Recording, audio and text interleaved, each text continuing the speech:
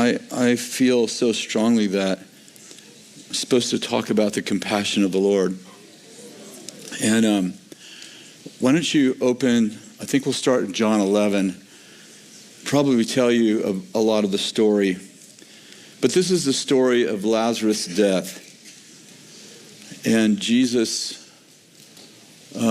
Lazarus dies, and Mary and Martha send word to Jesus. And Jesus waits a couple of extra days and then finally makes his way to the tomb. And he gets there, and Martha is not happy because she knows that the trip is 3 days, and Jesus takes 4 or 5. And she figures out that he doesn't come immediately. And so I'm looking for where it says that. It's right here in the Bible. Verse 34, we'll start there. So Jesus then said to them plainly, Lazarus is dead, and I'm glad for your sakes I was not there, so that you may believe. But let's go to him now. Verse 17, so when Jesus came, he found that he'd already been in the tomb for 4 days. Now Bethany was near Jerusalem, about 2 miles off, and many of the Jews have come to Martha and Mary to console them concerning their brother. Now Martha, therefore, when she heard that Jesus was coming, went out to meet them. But Mary stayed in the house, and Martha then said to Jesus, Lord, if you had been here, my brother would not have died. Now, this is not like, she's not saying, oh, I wish you were here. She's saying, you're late. You're late. And even now, I know whatever you ask God, he will give you. You can still fix this. You are late, but you can still fix this. Jesus said to her, your brother will rise again. And Martha said, I know that he will rise in the resurrection on the last day.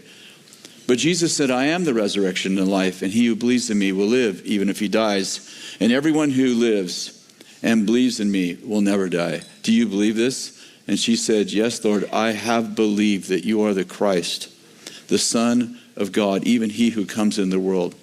When she had said this, she went away and called Mary, her sister, saying, secretly, the teacher is here. Secretly, the teacher is here, and he's calling for you. I'll stop for just a minute just to give some context. Jesus, there was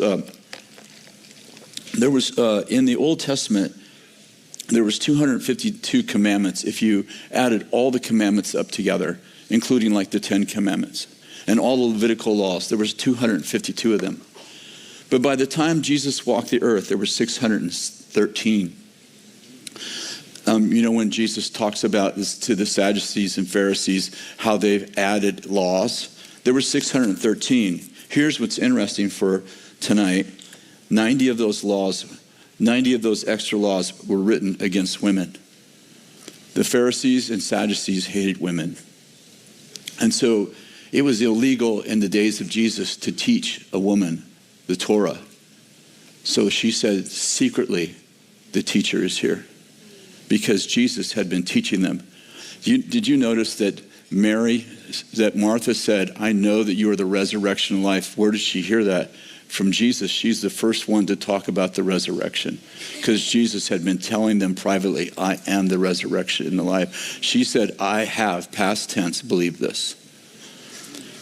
So Jesus heads for the tomb. And verse 30, now Jesus had not yet come into the village, but was still a place where Martha had met him. And when the Jews who were with her in the house and consoling her, and when she saw that Mary had got up quickly and went out, they followed her, supposing that she was going to the tomb to weep. Therefore, when Mary came where Jesus was, she saw him, and she fell at his feet, saying, Lord, if you had been here, my brother would not have died. Her response is quite different. She's not making a theological statement. She's not mad because Jesus is late. This is Mary. Mary is just simply saying, I wish you were here when my brother died. When Jesus therefore saw her weeping, and the Jews who came with her also weeping, he was moved in spirit, and he was troubled. And he said, where have you laid him? And they said to him, come and see. And Jesus wept. I just want to open up tonight with just this idea that Jesus is about to raise Lazarus from the dead. He told his disciples before he left, let's go raise Lazarus from the dead. He told Martha, hey, even if your brother dies, he's going to live. And so he's about 3 minutes from raising Lazarus from the dead. And yet when he encounters Mary crying, and he encounters women with her weeping, he doesn't say, hey, wait a second, I'm the Savior of the world. I'm about to raise. Listen, ladies, can we tone it down? Can we tone it down? All of that emotion does not belong here. I'm about to raise Lazarus from the dead. Here I come. Here I'm here. Can we shut it down? He doesn't do that. Instead, he joins them in the compassion of weeping. I want to point out that in the first century, weeping was women's work. Men didn't weep in public. Weeping was sought as weakness, and men did not do weeping. The Pharisees and scribes, by the time Jesus walked the earth, you remember there was no Pharisees and scribes in the Old Testament. Do you notice there were scribes who scribed the Bible, but there was no Sadducees, no Pharisees, and the kind of scribes that Jesus encountered. From Malachi to Matthew is 400 years. In those 400 years, a religion came out of the Torah, out of the Old Covenant, called Judaism. Judaism was a separate religion which had 613 commandments. And my point is that in those 400 years of what Protestants at least call 400 years of silence, that religion that grew was absent of compassion. They assigned compassion as women's work. When Jesus wept, he wasn't just saying to Mary, I'm sad too. He was saying to every mother's daughter, I get you, I'm with you, I understand you, because by the time Jesus walked the earth, the Pharisees and Sadducees had turned the church into a Spock-like planet where compassion and emotion were thought of as weakness and weak women's work. And when Jesus wept, he was actually creating a revolution and saying compassion is part of the kingdom, and expressed through weeping is part of the kingdom. And so, anyway, so powerful. You probably have read the story. It's been a well-read story. It was actually, first time I read it was in the book, The 7 Habits of Highly Successful People. I want to read it to you again because I think it actually speaks to what's in my heart today.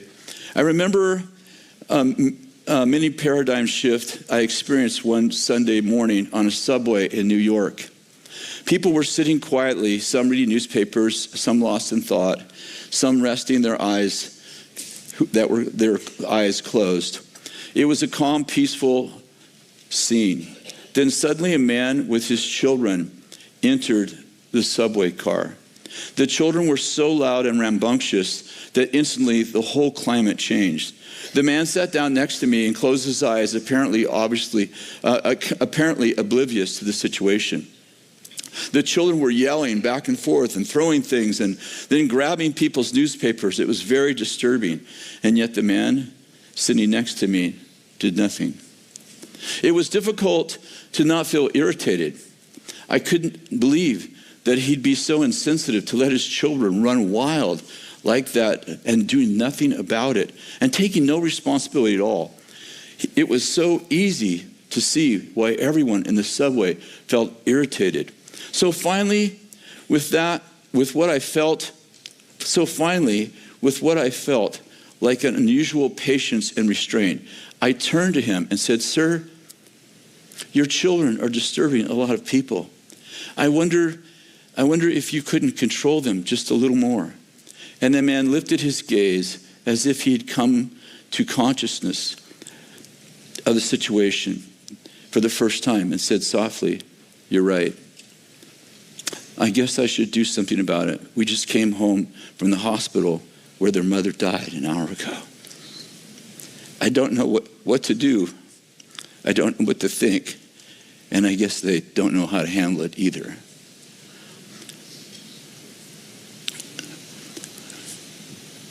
It's hard to understand people's behavior unless you spend time with them.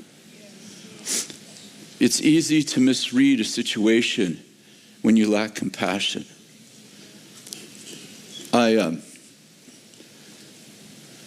Today, I went to juvenile hall for the first time in years. I used to go on a regular basis when we were in Weaverville, and I also had a youth group for 5 years that were a bunch of juvenile delinquents. As a matter of fact, I worked with the probation department. That's how I ended up with this youth group that Kathy and I led for 5 years. We ended up with 120 kids, and it was a zoo. And it's funny because we started out with probation department called me one day and said, would you like to, I was our youth pastor for 9 years, and then our group got large enough that we had a full-time youth pastor and a couple of them over the years. And so I really loved youth, so I was just praying for God to open up something new. And then the probation department called and said, would you like to work with these kids that are all on probation? And they've actually all broken probation. There was 37 of them. Would you like to work with these kids for 6 weeks, 2 days a week in the evenings? Because we're going to require their parents to come to a class. And so I was like, answered a prayer, and there's a lot longer story behind it. But I'm like, yeah, it'd be great. And they said, well, we'll give you the gym in Lewiston. And Lewiston is a town of just 900 people. We'll give you the gym in Lewiston, and you can play basketball, volleyball, whatever you want in there. And the only thing, and this is the probation officer said this to me, you just can't Bible bang them. This is exact words. You can't bang them with the Bible. This is not you can't. There's a separation between church and state, I think he's trying to say. So that's great. And so we get there. The gym hadn't been open in 30 years, so there was like an inch and a half of dirt in it and spider webs everywhere, and it leaked like a sieve. And so my family went and we swept out the gym, cleaned it. That took us a couple of days. And then the night we opened the gym, we got there. I was super nervous. We got there about half an hour early, and all the kids were waiting at the gym. And when we opened up the gym, we had this beautiful plan we had laid out. Kathy was going to work with the kids playing volleyball. I was going to work with the kids playing basketball.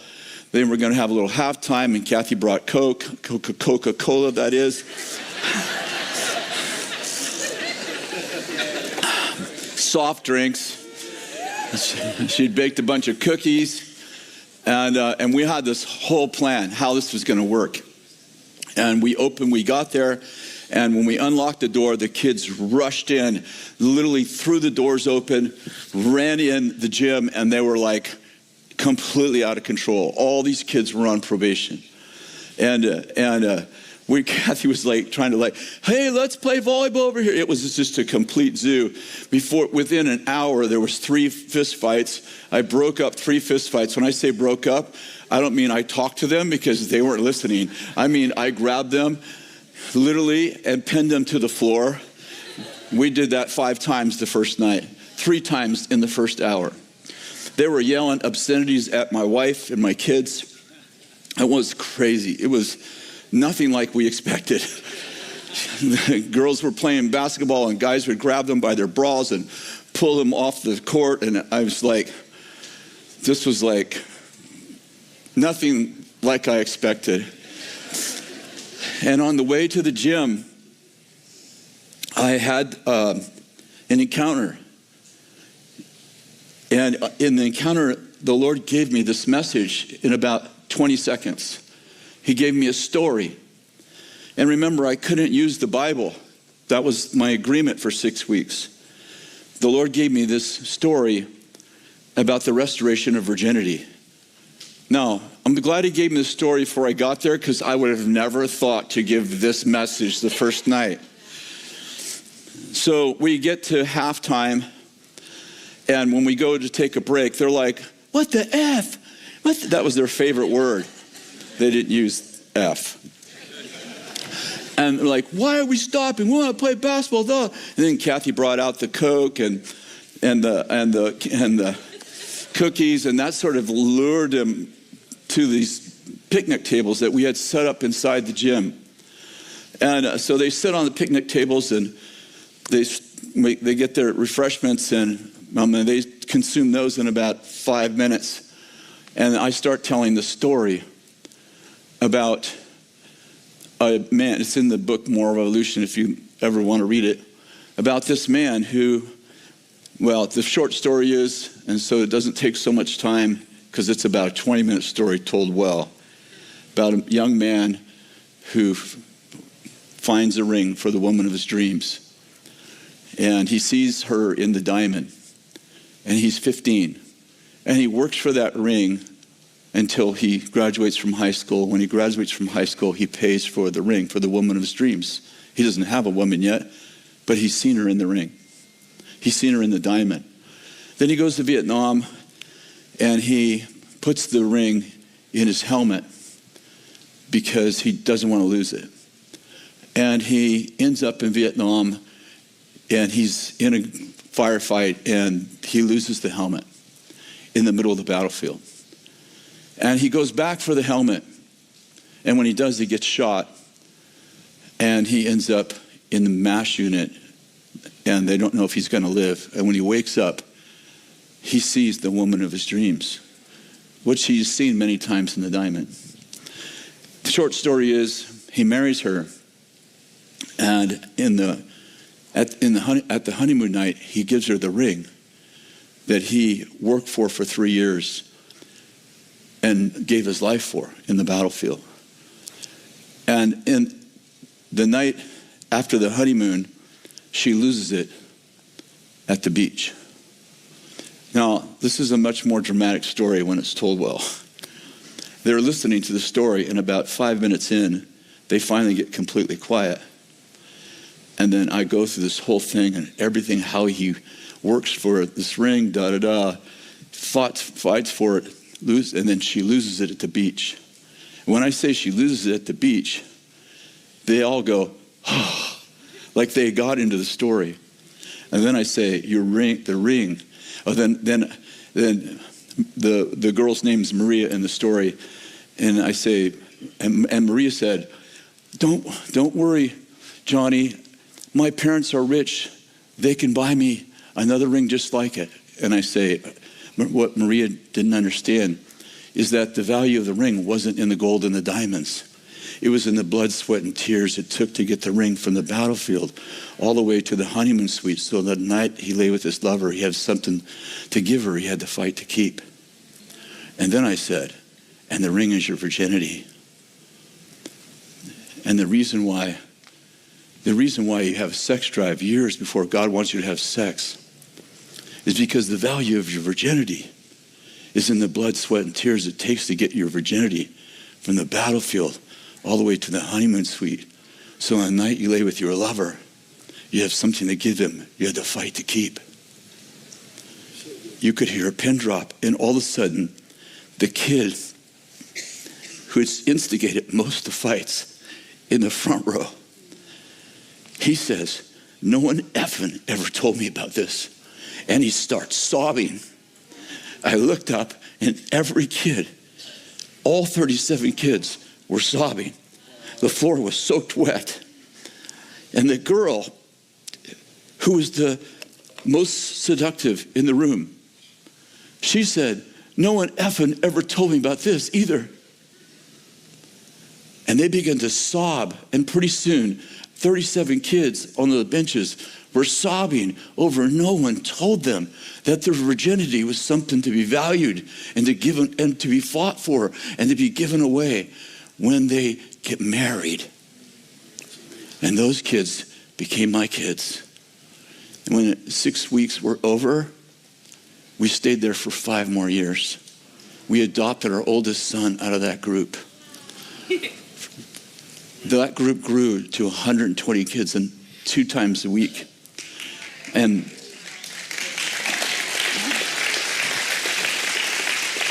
We won 2 community awards in that little community. The Lions Club paid for our Coke for 5 years. And they used to, as soon as the 6 weeks were over and we opened up to the whole community, we ended up with mostly drug addicts and drug pushers, and these kids were all coming in. And at about week 7, I got the toughest kids together, and I said to them, "Do you want us to stay here? Because we don't get paid for this. And I love you, but from this day forward, if someone brings another weapon in here or does another drug deal in here, I'm going to close the door and I'm never coming back." I got the 5 toughest kids, and I told them to come early, and I said, "I'm never coming back if you don't police this place. If one more kid does a drug deal in here, if one more kid brings a knife or a gun in here, I am never coming back. This is your responsibility to take responsibility for this gym. Do you understand me?" They said, "Yeah." I said, No, look in my eyes. Do you understand me? Yes. If there's another kid who does a drug deal in here, I am never coming back. Those kids stood at the door every Tuesday night and every Thursday night when new kids would come in and said, "We don't do drug deals in here and we don't bring weapons in here." And they found a place to hide their weapons and hide their drugs. The police, the sheriff, Lewiston was the worst place in our whole county. So the sheriff put a deputy in Lewiston, in this little town of 900 people. And the sheriff the deputy figured out that he could come on Tuesdays and Thursdays and he could arrest the people they've been looking for. So I went to see the sheriff and I said, "Hey, I got a problem. Your deputy's destroying my youth group." He's like, "What do you mean?" I said, "He stands in the parking lot and he arrests the kids who he's looking for, and I'm trying to convert them. I'm trying to get them saved, and he's arresting them." He said, "All right. Well, Tuesdays and Thursdays there'll be a moratorium, no arrest Tuesdays and Thursday nights." So they made a moratorium and they put it out to the whole community so all the drug pushers knew they could come to a neutral ground and not be arrested on Tuesdays and Thursdays. A lot of my friends, I could tell you so many stories. It sounds beautiful, but it wasn't that beautiful. I can't even tell you how many times I took kids by the... Everybody's got an idea how to disciple people until you have to do it. And there was one of me and 120 of them. And my friends would come every once in a while and they're like, "Hey, we want to come and help you." And I'm like, "Oh, Jesus, please no." And pretty soon they would be in the gym with the kids and the kid would be like, "F you," and da-da-da. And they'd go, "That's not the language we use here." My friends come in like, listen, we don't use that language here. And I'm like, "Bro, what planet are you from?" These kids' problem isn't their language. Their problem is their heart. You're in here trying to change their language. Why don't we change their heart? I can't even tell you how many times I had to actually take my friends outside and say, "Can you stop behaving like that?" "What am I doing? I'm just trying to help them." No, you're not helping them. You're trying to change their way they behave, but the problem is they have a broken heart. So the first, so after a year, one day, I'll just give you an idea. One day, there's this 10-year-old kid. He's there every week. And he is belligerent. He's a freaking gangster. And Kathy's trying to get him to do something, and he starts like telling her, "F you, and you can't effing this, and you effing that." And I'm across the gym. She can usually handle them, but he's just like screaming at her. And I'm like, "Okay, enough's enough." So I come over and I say, "Leave the gym." And the rule is, if you leave the gym, you can't come back for the week. And he's like, "I'm not effing leaving." I'm like, "Yeah, you are leaving." "No, I'm not." So I grabbed him and I go, "No, you're leaving." So I took him to the door, and I gave him a little push, not hard, but he tripped and fell down. And I said, you can't come back the rest of the week. Well, about 30 minutes later, his mother comes with about 12 neighbors. And they got pitchforks, literally, and shovels, and they want to talk to me. So I go out there and I go, oh, this isn't good. And I got to get in where my gangsters are to be safe. So I go out there and his mom's like, did you touch my kid? Look at you, left marks on his neck. And I really did. I didn't mean to, though. And I'm like, I'm trying to tell her, I'm really sorry. And so finally I just said, and so they start gathering around me and I go, ooh, hey, when you want to talk to me, when you want to listen, I'll have a conversation with you. So I went inside where all the gangsters are, because the gangsters protect me. I can tell you many stories where the gangsters protect me. So after about 10 minutes, she comes in, she goes, oh, I'm ready to listen. So I go back out there and she starts telling me what happened. And I said, well, let me tell you what happened. So I told her that her son was screaming obscenities at my wife. And I asked him nicely for 10 minutes to stop. Then I finally asked him to leave. Then he wouldn't leave. So, and when I get to the rest of that story, she looks at him and she said, is this true? And he said, yeah. And she kicked him. She kicked him all the way down the street, all the way home. That kid was the best kid for the next 5 years. I don't recommend that kind of discipline.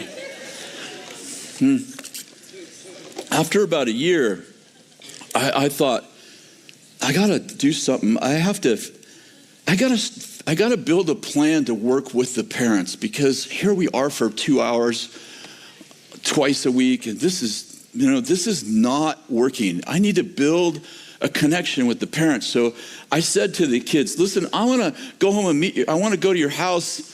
And my goal was to meet every one of their parents in a year. So I said, I'd like to go see your parents. And so, I want to come a few minutes early, and then I'm going to, like you're going to be next. So I'm going to your house first. And he's like, okay. So we get down his house. You can walk anywhere in 5 minutes and listen. We get to his house, and there's junk cars all over.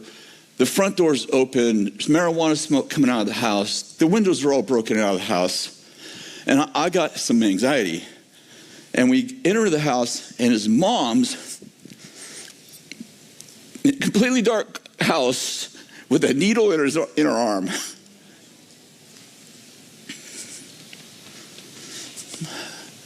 That was the end of that plan. And I figured out that not one of my 120 kids had a father, any father in the house, not even a stepfather. And I began to have a totally different perspective of what was going on with my kids. Kathy and I are probably the only parents they ever had. It's really easy to have an idea how people should behave if you've never been with them. Today I went to juvenile hall, and about 16 kids came to the meeting. I didn't know that was a lot, but I guess it was a lot. And the Lord told me 2 years ago, I want you to build a place for my kings. For the kings, he said to me that you have children's church for children, you have elderly ministry, Diamond Fellowship, you have ministry to the homeless. You have 80 ministries, but you don't have anybody. There's no place for my kings to go for help. So I started developing this network called Regis for CEOs and CFOs of larger companies. And it's been really beautiful. And I felt about 2 months ago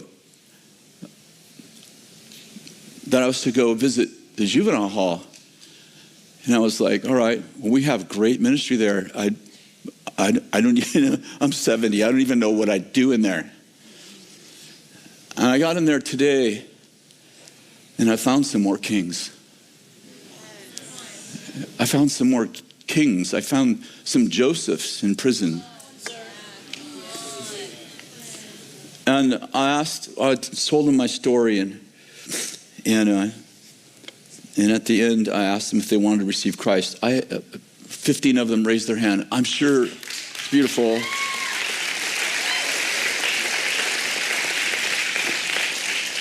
Just to be clear, they probably have raised their hands for these guys who have been going in there many times, but they felt motivated to raise their hand again. And then I just, and we were supposed to be done, and I looked up at the guard, and he went, keep going. So I turned to the guy who brought me in, sorry, I forgot his name, and he said, keep going. So we kept going, and I started prophesying over each one of them. I said to this young man, there's a spirit of wealth on you. And when you're going to leave here and you're never coming back. And there's a man in the Bible named Joseph, and he went to prison and he became a leader of a nation. And you are going to make money by accident because God loves you. And I said, Deuteronomy 8:18, and he said, what is that? I said, it's a verse in the Bible, and it says, I'm going to give you the power to make wealth so I can confirm my covenant with you. And I gave each one of them prophetic words like that. When I got all done, this young man who's been in there for 6 years says, can I meet with you? I said, sure. I don't know. Is it okay? I don't even know what the rules are. And he said, and they said, yeah, you can meet with him. And he said, I know every one of those people. It is crazy. You shared with them exactly what each one of them is great at. And then he said, you know how you had no dad? I said, yeah. He said, I had no mom. My mom chose drugs instead of me and left me alone with a violent father. And he began to tell me his story. And he said to me, I don't want to live like this anymore. And then he said, it reminded me of Lewiston. He said, the effing devil, when you were talking, the effing devil said I should effing not like you. He said the word effing like 9 times in 2 sentences. I've never seen that kind of articulation in quite a while. It took me right back to my roots.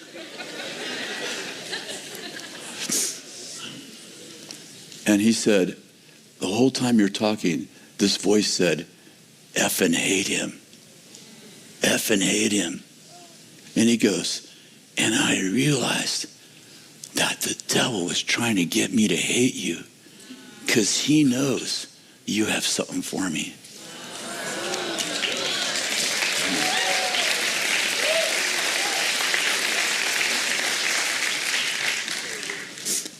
There's I don't know, I feel really, I don't know what.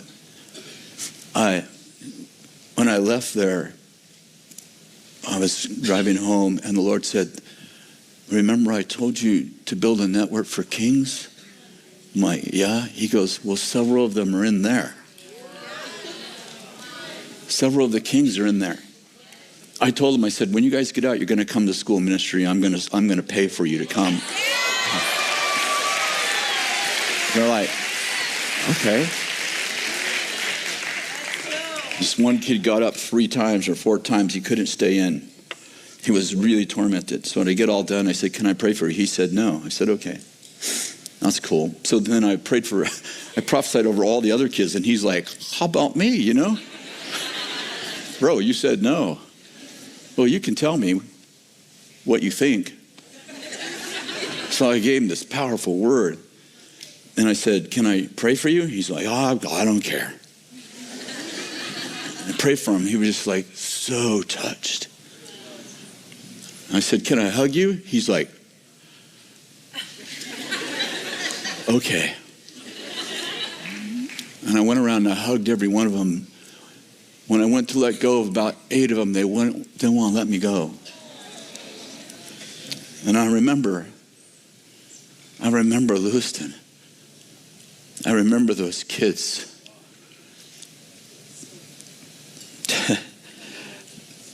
I got to tell you this one more funny Lewiston story. Are you guys bored? I'm sorry if I'm boring the crap out of you. I feel like an old man telling stories. These 2 Mormon kids came in. I am an old man and I am telling stories. In Lewiston, about year 3, these 2 Mormon kids came in riding their bikes.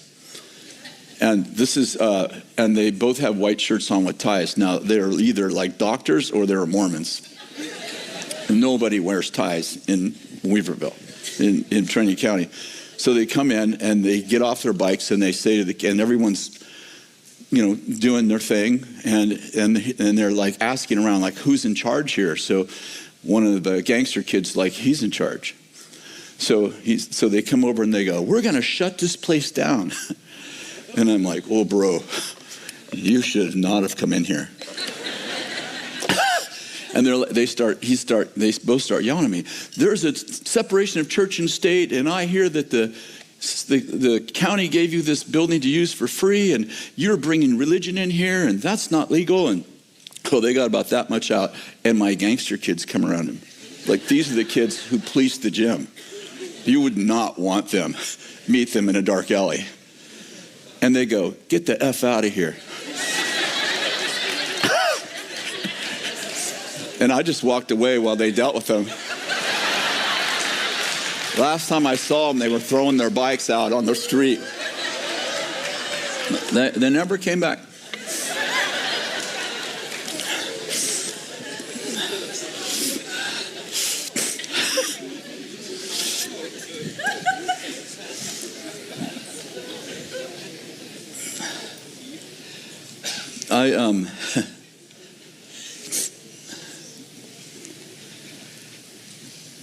Compassion is so important to the Lord. It's like the Lord was moved with compassion when he saw multitudes. He was moved with compassion. And it's so easy to have a judgmental spirit. I've shared this many times. I guess it's been 16 or 17, 18 months ago. I woke up in the middle of the night, 3 o'clock in the morning. Honestly, nothing spiritual. But when I woke up, I felt the Lord waiting for me. And he just said these words to me: there will be no more cussing. And I'm like, all right. I have cussed behind the scenes. Well, let me put it this way. I grew up in the automotive repair business. And when I got saved, my language compared to the guys I led every day was like, I was like Billy Graham. But compared to church people, not so much. And I've been doing that for 50 years. Allow myself behind the scenes to use a few, not the F word, but a few other good words. And then the Lord said, no more cussing. Just like that.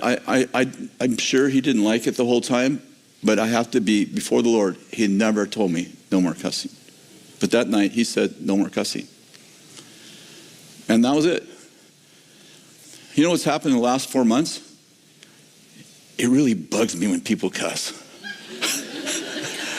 I was listening to a guy tell a story, and he was using the S word a lot, and he's a Christian, friend of mine, and I thought to myself, if he was such a good Christian, why would he be cussing? And I walked out of that meeting with him, and the Lord said, self-righteousness grows when you forget who gave you the power to change. And I'm like, Lord, I love that he cusses. It's so good. Someday you'll talk to him, and I know you will.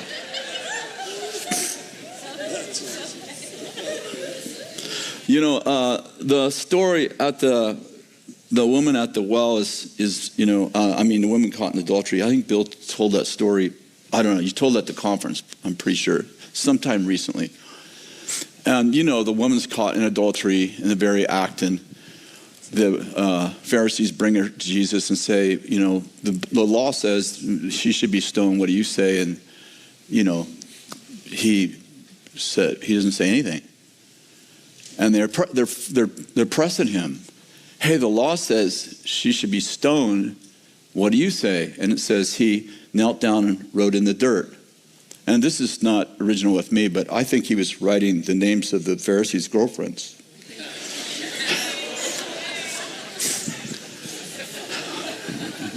But finally, after they press him long enough, he says, well, whoever's without sin cast the first stone. And we know that they ended up all leaving. I just realized this recently in the last maybe year, that he didn't say whoever's never committed adultery cast the first stone. He said whoever has not committed sin cast the first stone. Isn't it funny? Because most of us live in relative righteousness.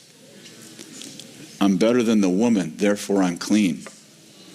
I've never committed adultery, therefore I have the right to stone her because I'm not an adulteress. And James says, if you broke one law, then you've broken the entire law, and you're guilty of the entire law. And here's where I'm going. Like, I feel like compassion looks so different than religion. And I was listening to Bill's message. I think you preached the same message this morning. I wasn't here, but that you preached at the conference, or at least one of them. But I have this strong sense that social media has created a lynch mob.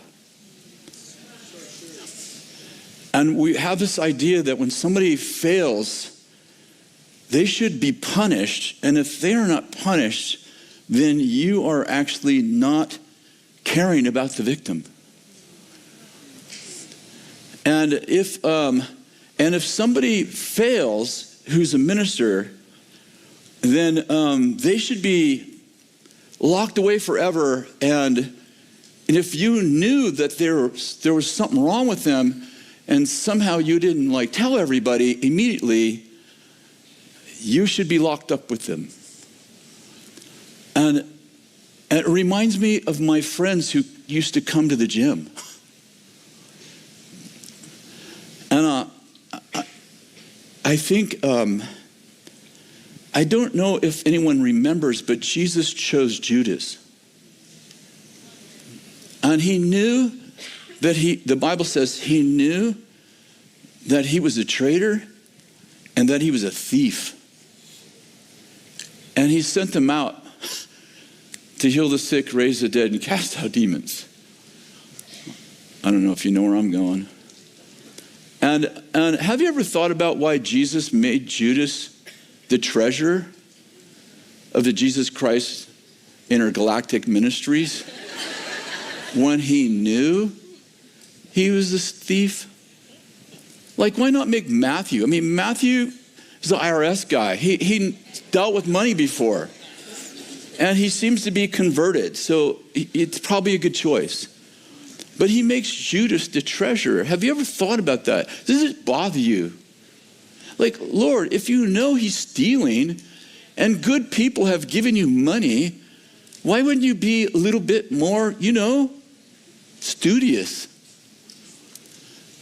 And then he sends them out by twos. And it's interesting to me. And he said, listen, here's what I want you to do. I want you to go out, I want you to heal the sick, raise the dead, cast out demons. Okay, I'll meet you in the next city and we'll see how you did. And it's hard to get lost in a crowd if you're ministering with one other person. And if Judas couldn't heal the sick, if Judas couldn't cast out demons, can you imagine if he sends them out with Matthew and Matthew's doing all the work and Judas is in the bathroom scrolling? And every time Jesus sends them out, it's Lord, when Jesus says one of you will betray me, don't you think they go, it must be Judas. He can't heal anyone. As a matter of fact, he won't even stay on the prayer line. And I'm pointing out that when Jesus says, after 3.5 years of pretty much living in communally and going out by twos, if Judas wasn't doing the stuff, every one of the disciples would have known it. Are you with me? And I'm pointing out that Jesus knows this guy's got major issues, but he puts him on the prayer team. Why does he do that? I think it's because Jesus believes in people long before they deserve it. And the faith, listen, I think the faith that Jesus had, like Jesus had faith for lots of things, raising the dead. I think the greatest impact, besides obviously the death on the cross, that Jesus had on the earth was faith in 12 guys. Because when Jesus left, 11 of them became world changers and history makers. Listen, if you don't have a Judas once in a while, you're not believing enough in people. Because I'd point out that Judas and Peter both failed. Judas hung himself, and Peter became the head of the church. And I'm pointing out that if you want Peters, you will have Judases.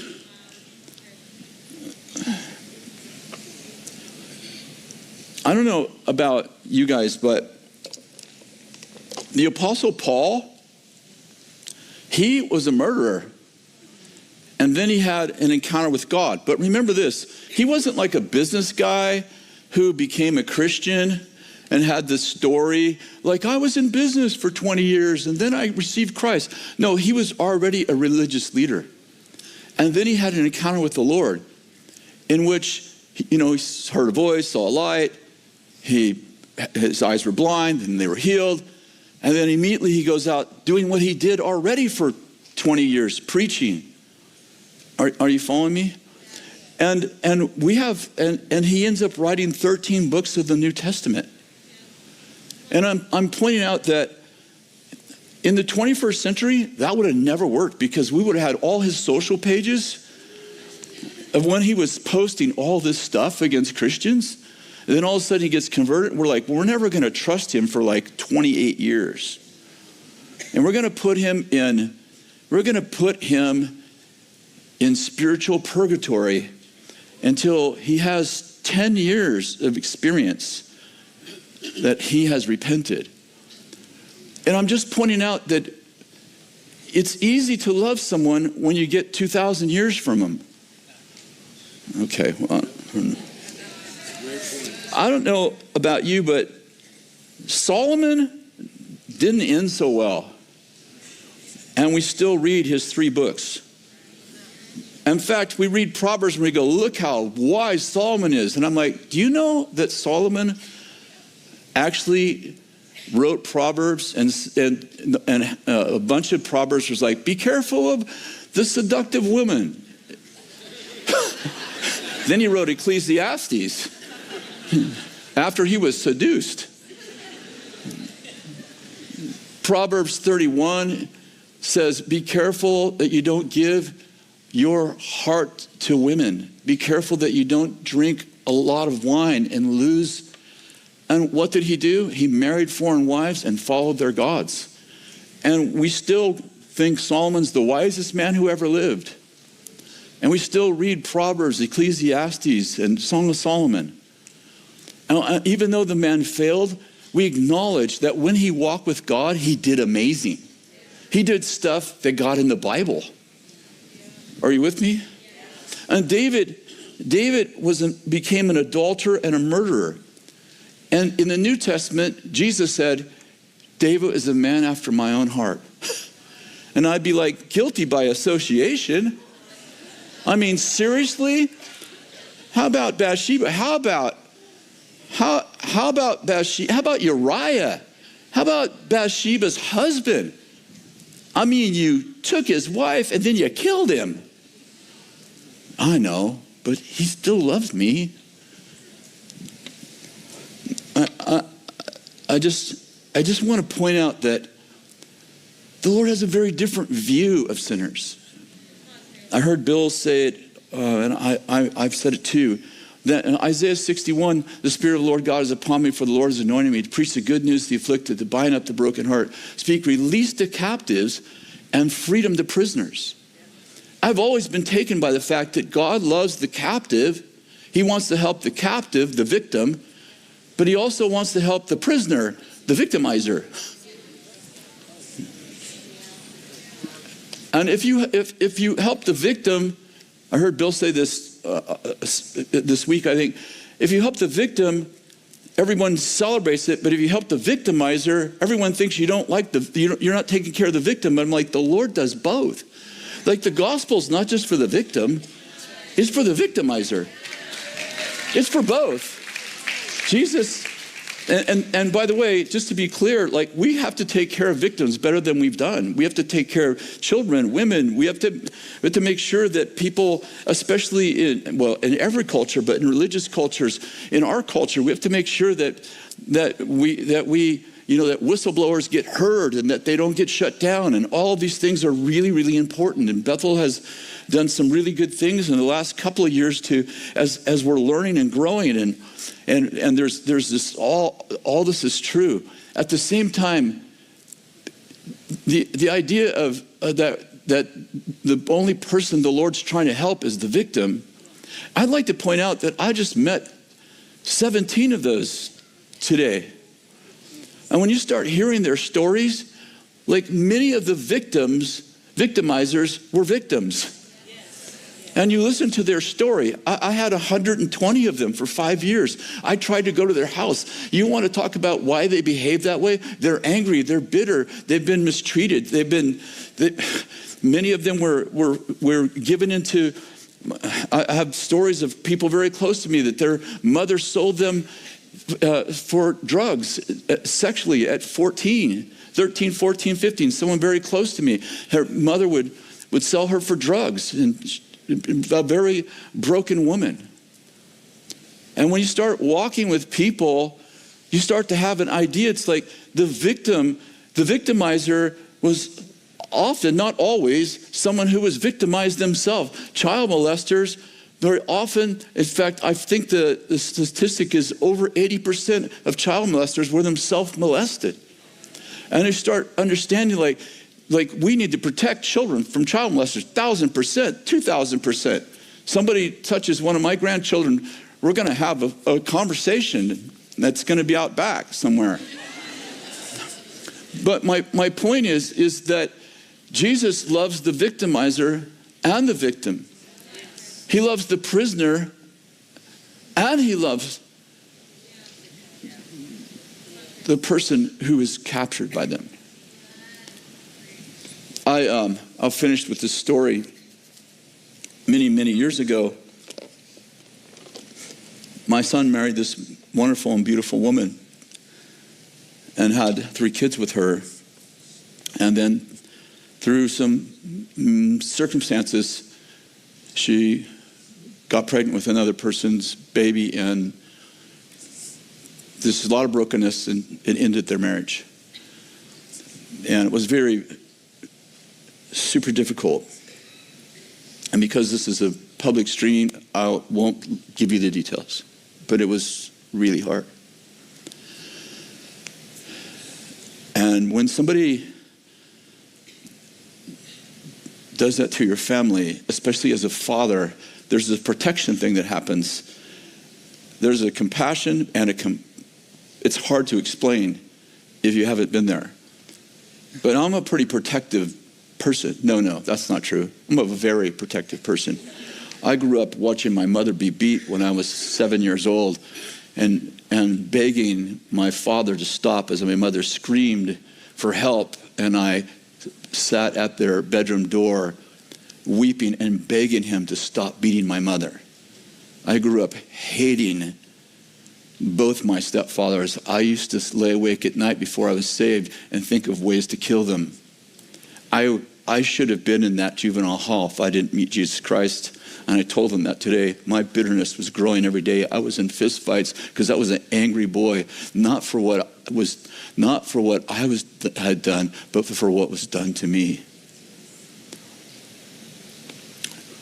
Anyway, the shortened story is that they got divorced, and it was really tough. Lots of crazy stuff happened, which the details need not be said. And a few years passed, and Jay remarried.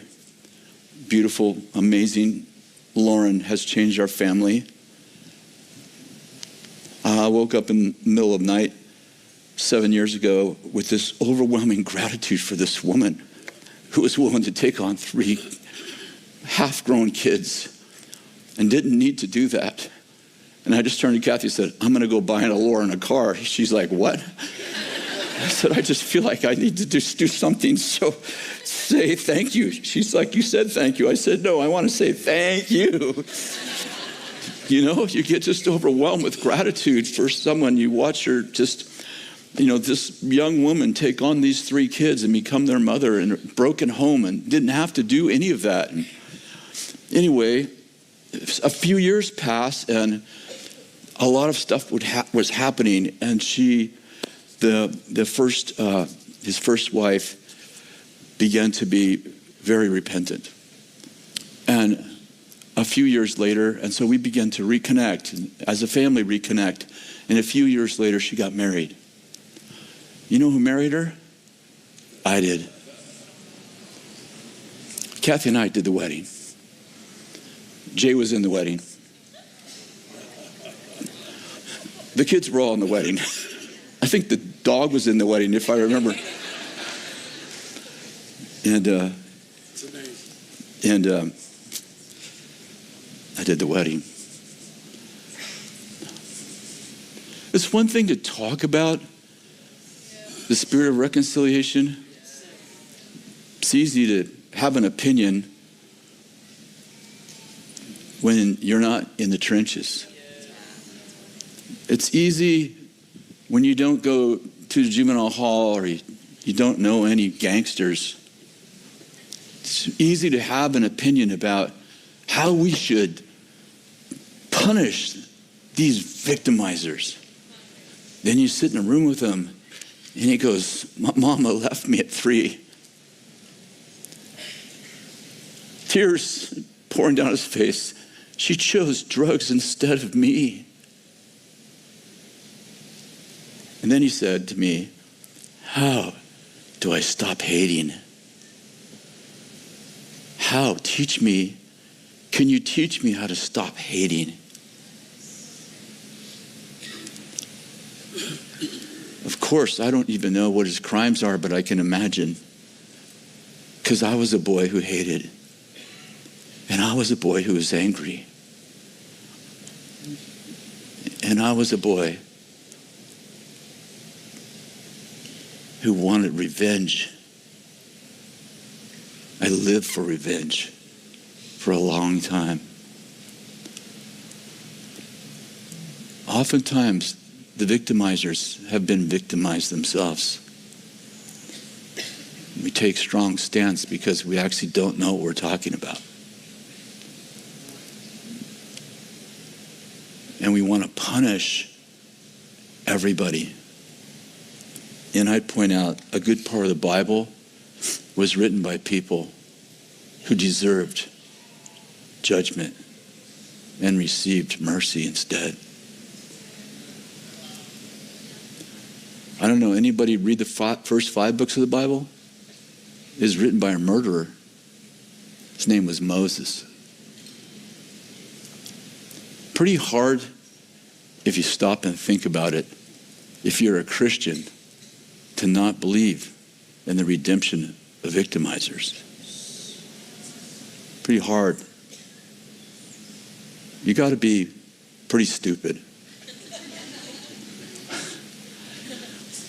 Or you just have to separate yourself far enough from other people's unrighteousness. And you just have to convince yourself that they committed adultery, but I would have never done that.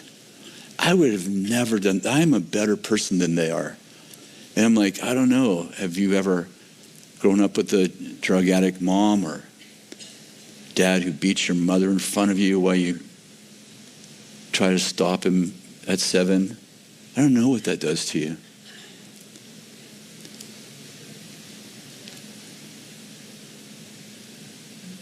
You ever had your father beat you till blood runs down your legs while your mother tries to pull him off of you? I don't know what that does to you. But I'll tell you, it's not exactly like being raised in Sunday school and not liking the teaching. I really feel the compassion of the Lord on us. Something's awakening in me, and I'm so thankful for it. I feel like the move of God that's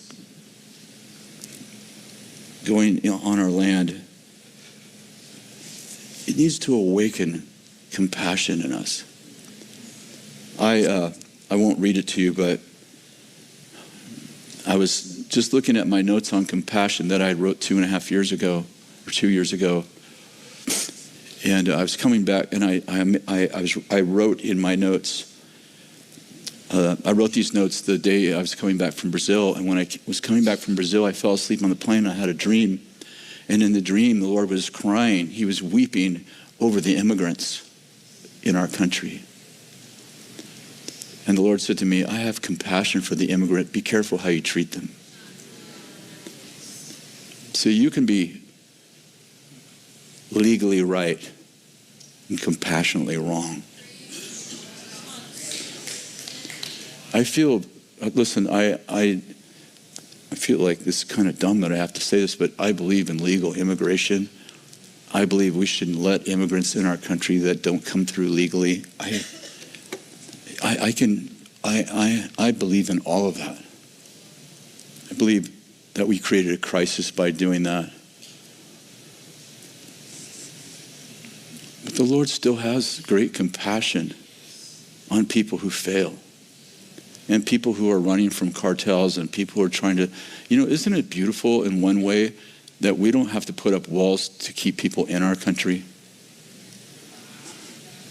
Like, this is the land where dreams come true. Do you know this? Like, if you travel, people say, well, Switzerland's better, this country's better, this country's better. And I've been to a lot of countries, and they're beautiful countries. And if your country, you should love your country the most. I don't know any other country where people go, I'm going to go to America and my dreams are going to come true.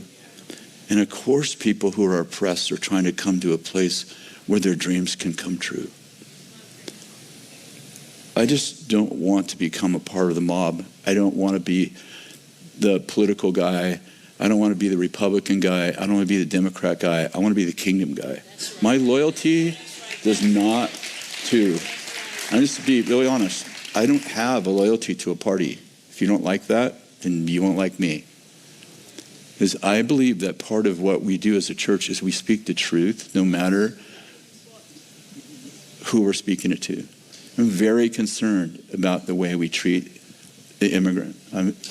I had an encounter with the Lord where he said, I care about the immigrant. I need you to do something about that.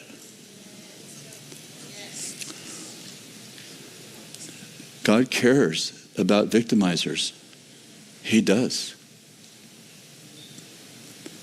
And we need to too. It's really easy to get compassion if you just spend a little time with a few of them. You start listening to their stories. And listen, I can tell you, I want to just say this just so that you know I'm not like completely ignorant. I had a youth group where some kids came out of great homes and made really bad choices. Free will is a huge thing. And I had in my youth group, some of my best kids were in terrible homes. Free will matters a lot. And you can come out of a bad home and be a great person. You can come out of a home where your parents loved you, and there's no such thing as perfect parents, but they did everything they knew to do for you, and you make really bad choices, and you decide to be bitter and hateful. You don't have to have a bad past to turn into a bad person if you make bad choices. But tonight, I just want to call us to compassion. I feel so much that God wants to awaken compassion in us. And I want us to just think through, like, I don't want us to be people who are religiously right, but compassionately wrong. I want to make sure that we're extending compassion to people who don't deserve it, or I'm not sure what we're doing. I want us to make sure we take great care of the victim. I don't know why I keep saying this, because I'll tell you why, because social media has been killing me with like, you don't care about the victim. And I'm like, there's not a single human being who knows me that thinks that's true. If you grew up in a way that I grew up, I don't know how you couldn't just care about the victim. But I believe that the compassion of the Lord is on humans. And God has a hatred, but it's for the devil. He loves humans. He loves democratic humans. Some of you are like, he loves Republican humans. He loves independent humans. He even loves people from England. And listen, this revelation, he loves Asians. Like, he loves Taiwan people. He loves people from Taiwan. I'm just being funny now. He loves everybody. The Lord loves humans. He created everyone as sons and daughters. He doesn't care what party they're in. I don't think there's a good party and a bad party either. Or in England, they have 10 parties, 12 parties. They have lots more parties than we do. We don't party enough. Okay, I'm obviously out of things to say. Been out for more than 15 minutes, as I've just realized. Why don't you stand? Let me pray for you.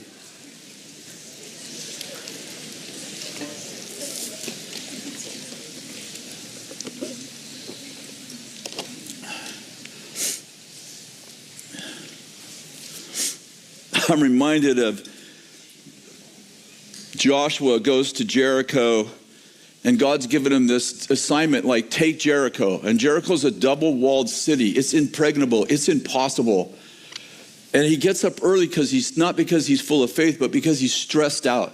And he goes to the city early to see, okay, I better get my head together before I get all the people wake up. And he gets there, and there's a man with a sword drawn. And he says to this angel, are you for us or are you against us? Angel says, no. Are you for us or are you against us? No. Oh. Then the angel says, brother, I've come as the captain. The question is, Joshua, are you for me? Because I come here to lead. I think there's a huge third option politically. I think there's a huge third option relationally, social media way. I think there's a third option. The third option is, how about if he leads us? How about if I go, I trust you, like other people I like. I know you raised up people. I know there's no one perfect, but I trust you. I trust you. And so I want to pray for you right now. And Lord, I'm just going to pray for you and stop talking about it. This is going to be such a powerful prayer, I need to give a 5-minute invitation for it. I pray right now for the compassion of the Lord to be on us. Everyone in this room and everybody on our online campus. Shut up. Okay. Lord, I just release the compassion of the Lord over us.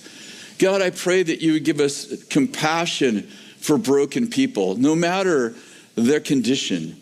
Lord, I pray that for people in this room that have been victimized, like I was, like my brother and sister were, even my mom, Lord, I pray, God, that you would heal the hearts of victims, that you would heal the minds of victims, that you'd heal the bodies of victims. And Lord, that those victims, as you said in Isaiah 61, that those victims would become leaders of nations. Lord, I thank you that you also heal prisoners.